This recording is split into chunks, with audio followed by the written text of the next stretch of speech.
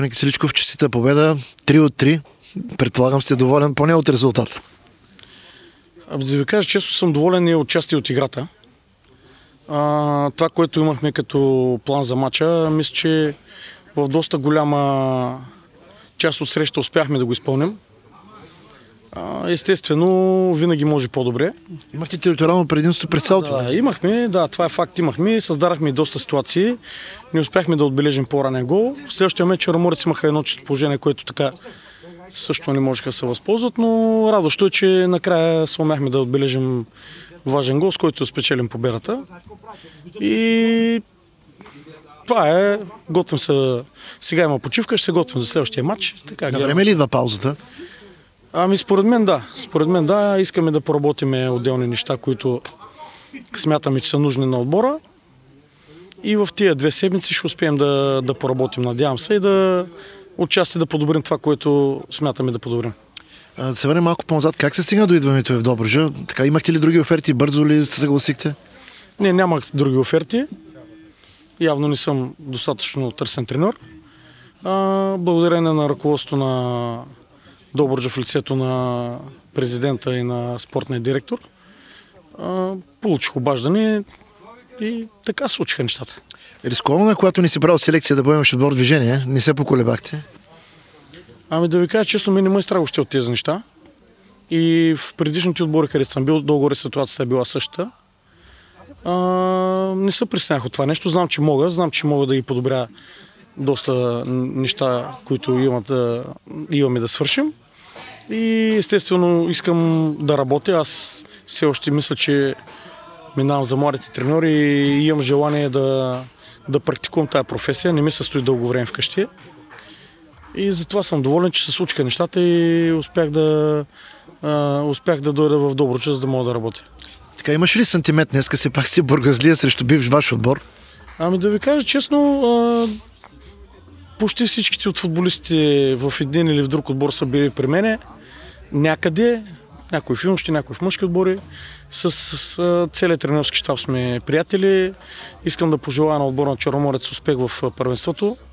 В момента за Бургас те са отбора, който е така За съжаление, другия. Да, за съжаление за Нефтохимик. Пожелаваме на тях, но в случая става про за Черноморец. Дано да успеят да съхранят отбора в Б група. И аз и друг път съм казал, най-важното е след това да успеят да надградят. Така че пожелаваме им на тях успех. Успяха днеска да ни затруднят максимално. Знаехме какво ще се случи днес. Точно такъв мач очаквахме. Така че те също се представяха добре, бореха се момчета доста и според мен няма от какво са недоволни в матча, освен от загубата на точките. Имате опит, но въпреки това специфична е втора лига, така казват доста от специалистите. Да, специфична е втора лига. В първа лига са малко по-така ясни нещата. Отборите наистина се опитват играят доста по-сериозен футбол, от което е във втора лига. Базите са на друго ниво, но в края на краища във втора лига също е интересна. Изключително интересна е тази година втора лига. На всички нива? Да, на всички нива. Всеки отбор е замесен в нещо. Изключително изравнена е според мен, пак казвам. Може би всеки отбор има аргументи да победи абсолютно всеки. Това прави срещите непредвидими до последно. Фаворити има ли според вас да се очертават или? Вижте, те на хартия фаворитите са ясни. Да кажем Септември София, Спартак Варна, Монтана. Има отбори, които други също. Марек приятно. Марек, да. Марек, Янтра, които победихме предния кръг. Сега не знам как свършили днес, но ние се опитваме да играем в футбол. Мисля, че отборите ще се съобразяват с нас. Нали. Според мен така понатрупахме и точки и самочувствие. Дано да продължим така и следващите мачове. Но втора лига според мен е доста интересно първенство и хубаво е, че има доста от мачовете, които са телевизионни и се дават, защото все пак футбол не е първа лига само. Има градове, които техните отбори са втора лига. Хубаво да бъдат, да има гледаемост. Като футболист бяхте техничен, какъв стил опитвате да налагате тук на Добруджа? Имате и много нови, да кажем. Да, нови хора, нов треньор. Рано още ако за 3 седмици успея да разгърна идеите си в отбора на Добруджа, може би да заместя Юрген Клоп в Ливърпул, но Като цяло, да. Обикновено не се дава много време. Такъв футбол искам, в смисъл, ако може повече контрол, но като цяло отбора трябва да бъде, според мен, да бъде обучен как да се защитава и как да атакува. Тия са най-важните неща в футбола. Така и в началото на сезона бяха обявена от ръководството цел FBET лига. За вас лично казано ли ви трябва ли да я преследвате? Според мен в живота няма нищо на всяка цена. Ние преследваме във всеки един мач победата и ще бъде така със сигурност до края. Какво ще стане на този етап не можем да кажем. Не знаем какво ще се случи утре. Но в края на краища ние ще се мъчим, футболисти, треньори, ще се мъчим да се подобрим, ако можем да станем по-добър отбор, ако можем да печелим мачовете. Ако натрупаме победи, според мен разликата ще се скъси. Но всичко е ако. Всичко е ако и... Да. В интересни страни не зависим само от нашите резултати. Има други отбори, които ако си печелят мачовете, някакво се случи. Но пак казвам, че в футбола не всичко е на всяка цена. Има и утре, но ще се борим до последно да печелим мачове, пък каквото стане.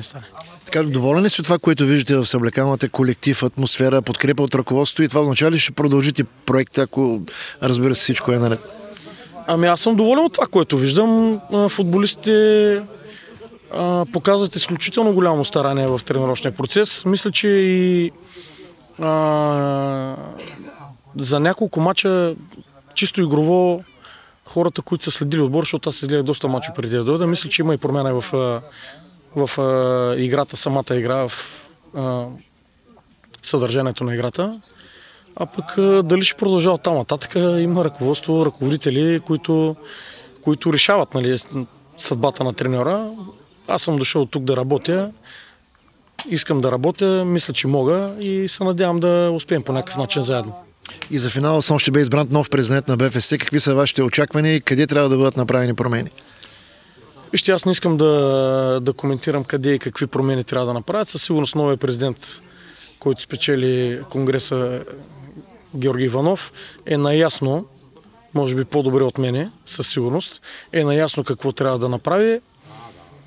Според мен е важно да има наистина да бъде оставен хората, които са подбрани да работят, наистина да бъдат оставени да работят, за да може след време да може някой да ги съди, ако нещо не е както трябва свършено. Така че най-важното е да има спокойствие за работа. Ако ни помага, поне да ни им пречат. Да има спокойствие за работа, се оставят. Всеки един видяхме, че изкара добра програма и най-важното е спечелилия, който е да успее да я разгърне, до някаква степен да я разгърне. Със сигурност няма да станат нещата от ден за два.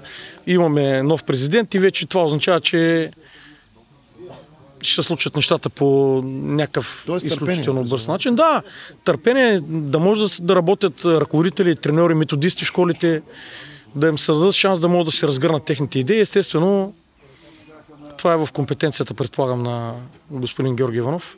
Така че аз мога само да му пожелая успех.